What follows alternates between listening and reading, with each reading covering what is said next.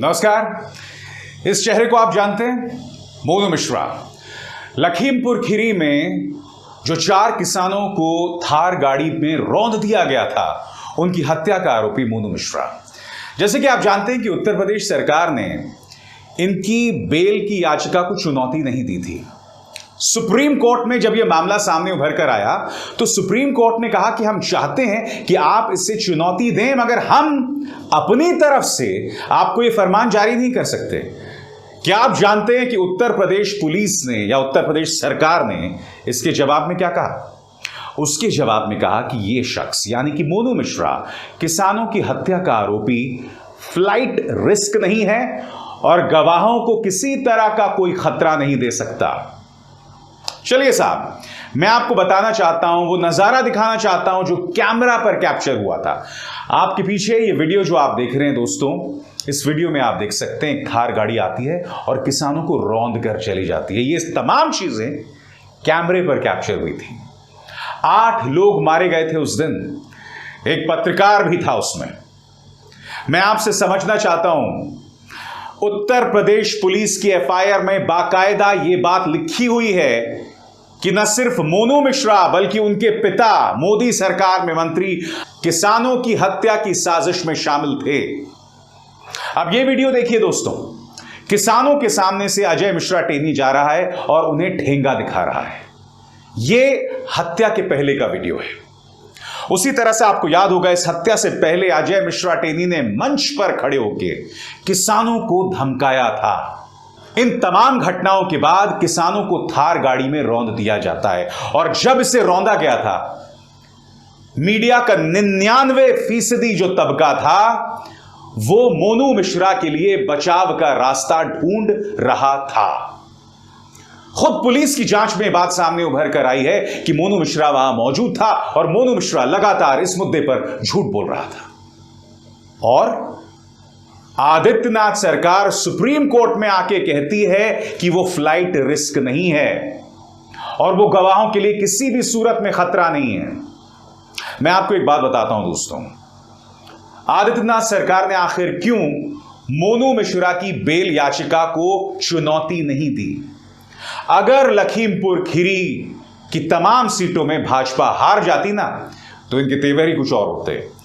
मगर जैसा कि आप जानते हैं, लखीमपुर खीरी में तमाम सीटों पर बीजेपी जीत गई, बावजूद इसके कि वहां पर किसानों को इस तरह से रौंद कर मार दिया गया था। और इसी के चलते आज अदालत के अंदर यह सरकार कह रही है कि वो फ्लाइट रिस्क नहीं है। मैं आपको बतलाना चाहूंगा दोस्तों कि अदालत में खुद सुप्रीम कोर्ट ने इस मुद्दे पर क्या कहा। The senior counsel's submission came after the bench, which also included Justices Suryakant and Hima Kohli, observed that it is for the UP government to finally decide whether to file an appeal against the grant of bail to Mishra or not. We can't insist. हम दबाव नहीं डाल सकते कि आप bell को चुनौती दीजिए।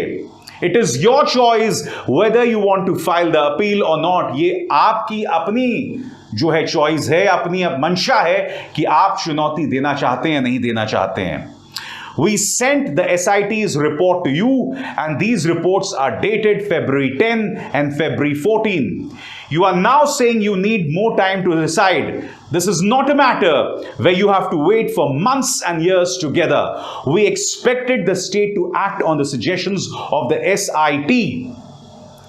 इस तरह से फटकार सुप्रीम कोर्ट ने लगाई है। सुप्रीम कोर्ट ने कहा है कि हम अनिश्चित काल के लिए इंतजार नहीं कर सकते, क्योंकि इस मामले में आदित्यनाथ सरकार ढिलाई बरत रही है और देरी कर रही है, जैसा कि सुप्रीम कोर्ट की फटकार में साफ है। मगर दूसरी तरफ एक और शख्स, 1 साल से ऊपर का वक्त हो गया है, 70 साल के गौतम नवलखा जेल में है, तलोजा जेल में है। आप जानते हैं जेल के अंदर उनकी इतनी बुरी हालत है कि वहां पर टॉयलेट के लिए भी खराब हालत है। उन्हें चश्मा नहीं दिया गया है, जबकि आप इस तस्वीर में देख सकते हैं कि वो बाकायदा चश्मा लगाते हैं। इसी मामले में आप जानते हैं सुधा भारद्वाज को बेल मिल चुकी है। आपके स्क्रीन में यह शख्स 84 साल के स्टैन स्वामी, इनकी सिर्फ यह मांग थी कि मुझे सिपर दिया जाए। जेल उन्हें सिपर तक नहीं दिला सकी और जांच एजेंसीज कह रहे थे हम इन्हें सिपर भी नहीं दे सकते। ये व्यक्ति अब जिंदा नहीं है। गौतम नवलखा 70 साल के हैं, जेल में। आप जानते हैं उन्होंने क्या मांग की? उन्होंने मांग की कि पीजी वुडहाउस की किताब उन्हें पढ़ने को दी जाए। मैं आपको बतलाना चाहूंगा कि दरअसल मामला क्या है और किताब कौन सी उन्होंने मांगी थी पढ़कर। उस किताब का नाम था PG Wodehouse world of Jeeves and Wooster. मगर जब यह मांग उन्होंने की तो प्रशासन ने ऐसा करने से इनकार कर दिया। बॉम्बे हाईकोर्ट को दखल देना पड़ा और उन्होंने कहना पड़ा कि क्या मजाक बना दिया आपने। मुद्दा क्या है मैं आपको पढ़ के सुनाना चाहता हूं। The Bombay high courts on Monday chided Taloja jail officials after it was informed that they refused to allow a collection of short notices by PG Woodhouse World of Jeeves and Wooster to Elgar Parishad case accused Gautam Navlakha, citing it as a security risk. Gautam Navlakha एक किताब मांग रहे थे और यह कहा कि यह सुरक्षा में खतरा है। हो सकता है दोस्तों, क्योंकि पीजी वुडहाउस व्यंग के महारथ थे, हम सबको हंसाते थे उन किताबों के जरिए।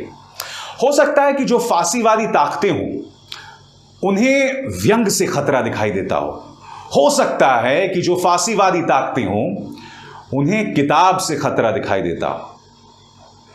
दिक्कत यह है दोस्तों कि विचारधारा के तौर पर हमारे किसी से मतभेद हो सकते हैं, मगर कभी भी अंदर की इंसानियत नहीं मरनी चाहिए। एक तरफ जिस व्यक्ति का गुनाह कथित तौर पर कैमरे पर देखा गया, किसानों को रौंदते हुए, उसे आसानी से बेल मिल जाती है, मगर दूसरी तरफ गौतम नवलखा सिर्फ एक किताब मांगते हैं और जेल कहता है कि यह सिक्योरिटी रिस्क है।